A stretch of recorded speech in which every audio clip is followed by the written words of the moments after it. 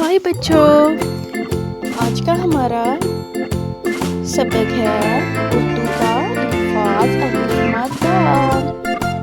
अलिफ मादा से आम।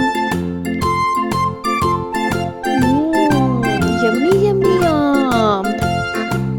अलिफ मादा से आम, बाग से लाए आम, हम सब ने मिल के खाए आम। वाओ, आम। अलिफ मादा से आम।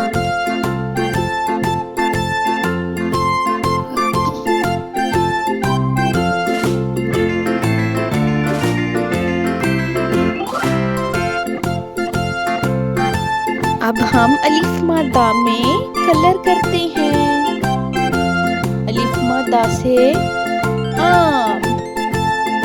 अलिफ मादा मीम आम।